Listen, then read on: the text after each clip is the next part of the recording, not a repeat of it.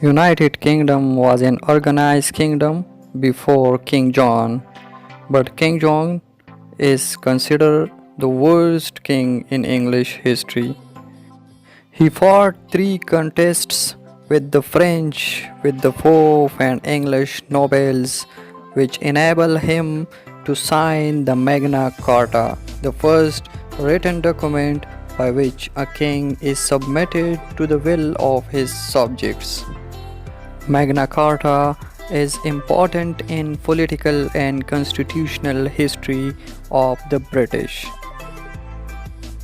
First, he lost European territories as noble of Normandy, and Anjou revolted against his succession to throne.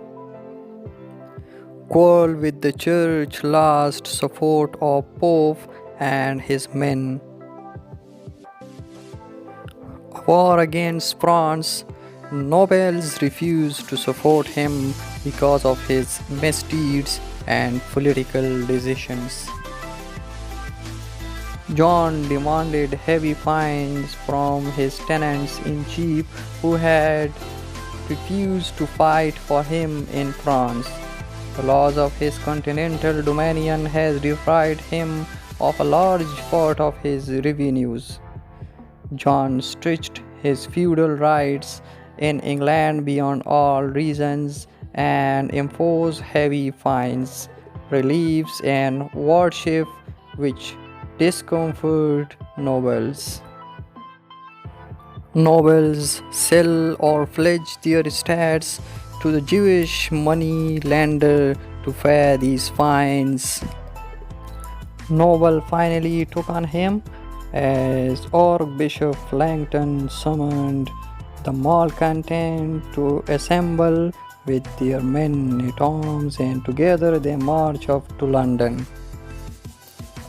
John had by his own follies offended every class of his subject, and now even the townsfolk and peasantry crowns support against nobles did not take side of him. Barons demanded that John sign a charter promising to mend his way. On 15 June 1215, John signed the Magna Carta on the island of Runnymede in the Thames.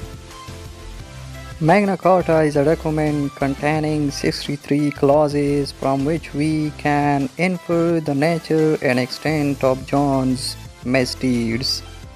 Magna Carta did not create new rights or privileges but assure and safeguarded old ones. Nevertheless, it became the bedrock upon which the noble edifice of English Constitution was built. King guaranteed to all freemen of the kingdom all unwritten liberties to be held by them and their heir forever.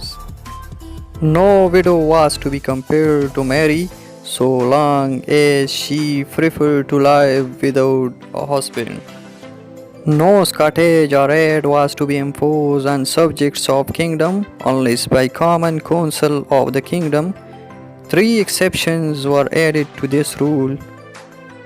First one was ransoming a king and knighting his eldest son, and the third one was marrying of his eldest daughter.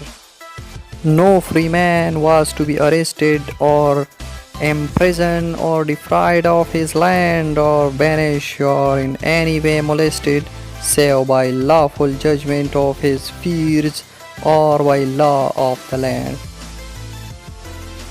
The church was to be free and enjoy all its rights and privileges, including freedom of election to bishopric.